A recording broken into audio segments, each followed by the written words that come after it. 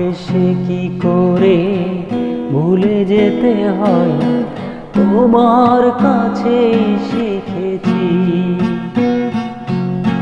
তারপর দু চোখে অশ্রু দিয়ে তোমার নামটি লিখেছি।